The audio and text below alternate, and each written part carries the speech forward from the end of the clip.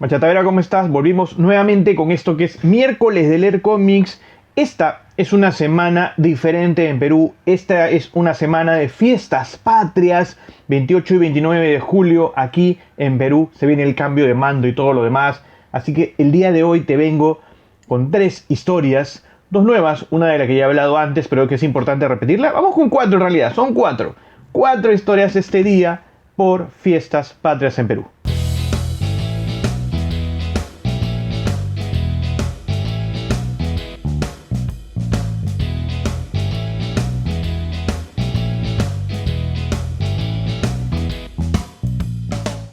Ok, ya estamos aquí. Voy a empezar con las dos nuevas y luego voy a pasar a 2 recomendaciones de las que ya te he hablado, pero que es importantísimo que las tengas.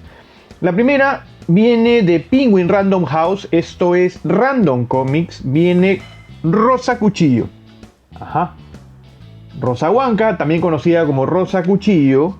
Vamos viendo algunas gráficas para que vean el estilo. Una historia en realidad es una historia bien compleja, que hay que saber manejarla, escrita por Oscar Colchado Lucío y con las ilustraciones de Daniela Gamarra. Es una historia que se enfoca o parte del concepto del Hanan Pasha. El mundo de los muertos, el mundo de hacia dónde vamos cuando morimos y todo este proceso del viaje que se puede realizar. Rosa Cuchillo, esta es una historia, es una novela que se ha leído mucho, está buscando a su hijo Liborio, que fue secuestrado por el ejército de Sendero Luminoso, que es un tema muy complejo en Perú, unas épocas muy difíciles, por eso también los colores, la sangre, el negro, el blanco por el luto, en una época en la que los pueblos eran arrasados, en los que no sabían para dónde ir, en los que se sentían olvidados, porque no solo se sentían, estaban olvidados muchos pueblos, y los gobiernos de la época no sabían cómo manejar no solamente el terrorismo, sino también la pobreza, la falta de integración que todavía se sigue viendo el día de hoy, que es una falta de integración que en realidad viene desde que se fundó el país. Por eso les digo que es un tema muy complejo, porque cada vez que hablamos de este tipo de temas, cada uno viene con su propia percepción del mundo, con su propia forma de ver el mundo, y que esto viene a partir de sus experiencias. Cuando tú lo leas, tú lo vas a leer con tus experiencias, con tu vida, y entonces esto va un poco a golpear de repente tu forma de ver el mundo, a chocar en algunos puntos. ¿Qué me parece genial de esta historia? La forma en la que manejan la cultura, los planos, la muerte, esta relación entre nosotros y nuestros familiares muertos o mascotas muertas, me parece genial en esta historia. Que es una historia, repito, esta Rosa Cuchillo, que hay que manejar con pinzas, pero que hay que verla como obra. Como obra. Tú de repente con alguna de las cosas que veas estés a favor o en contra, pero recuerden que los artistas cuando te presentan una obra, lo que traen detrás es su background. Entonces eso es lo que nosotros tenemos que entender cuando vemos cualquier historia, sea un cómic, sea un libro, una película, sea un poema, sea música. No debemos separar al arte del artista, porque cada artista ha tenido su propio mundo y es importante unir a los dos para entender el porqué de cada historia. Me parece genial eso en esta historia, muy bien manejado, repito, toda la parte conceptual o toda la parte ancestral del camino, de la muerte, del camino y los mundos, ¿no? El mundo del cielo, el mundo de la tierra y el mundo de los muertos. Eso me encantó de esta historia, que ya mucha gente me había contado que la había leído en el colegio.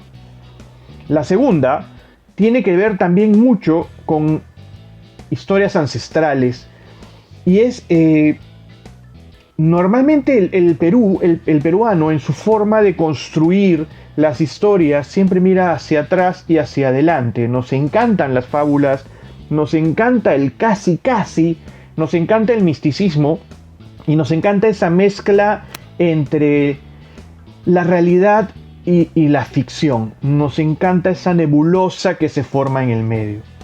Esta es una historia totalmente fabulosa con un personaje perfecto. Un personaje que se hace querer, un personaje que se construye desde lo antiguo y la cultura peruana, pero también desde la niñez. Esta niñez que hace que este personaje construido sea genial. Con ustedes, Guaira y la ira del Huacón. Mantiene el estilo gráfico Ricardo Lazo. Una genial historia de ediciones Altazor. Altazor realmente está apostando mucho por muchos artistas peruanos. Y con grandes historias. Esta es la cuarta entrega de Guaira y van completando esta historia. En esta oportunidad nos hablan del Huacón, nos hablan de Pachacamac, que es el lugar donde yo vivo, y de la Pachamama, que es la tierra, y de sus hijos. Y entonces parten de la leyenda de Pachacamac y Huacón luchando para tener el amor de la Pachamama y cómo eso lo llevan a un nivel de niños, de diversión, de fábula, de escaparse de casa, de querer jugar, y de los niños que salvan al mundo. No solo ellos, hay adultos también en esta resolución de los problemas, pero de niños, en este caso Guaira, no está cara de chuño en esta historia, pero tenemos a Guaira acompañado de otros personajes de este mundo, de esta ciudad de la que vienen ellos, de Pariacaca, y de cómo es que ellos salvan al mundo.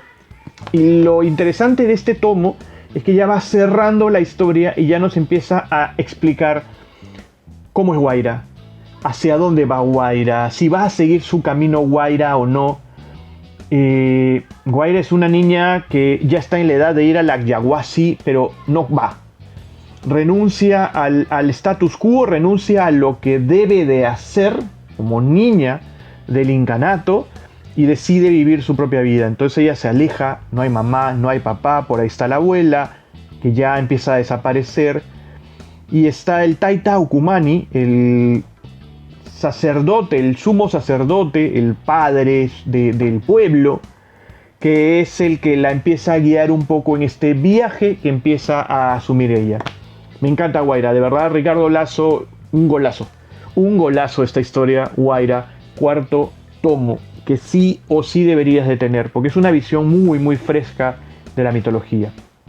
Vamos con esas historias de las que ya te he hablado y que deberías de tener, sobre todo en esta Semana Santa. Este es quizás considerado como el gran clásico de la historieta peruana. Año 71 se empieza a publicar. Javier Flores del Águila nos trae Selva Misteriosa.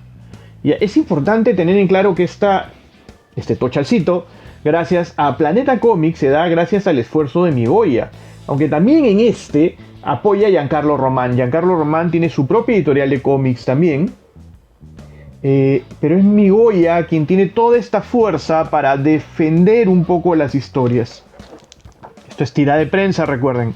En el año 71 arranca esta historia. Y por fin se ha rescatado toda la historia completa para que tú la puedas leer.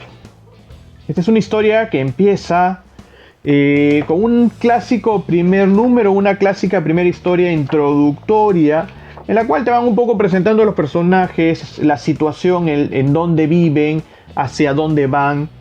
Y a partir de eso es que ya se empieza a hablar de los diferentes mundos, ¿no? El Otorongo, Ojitos Lindos, y toda la necesidad esta de la historia.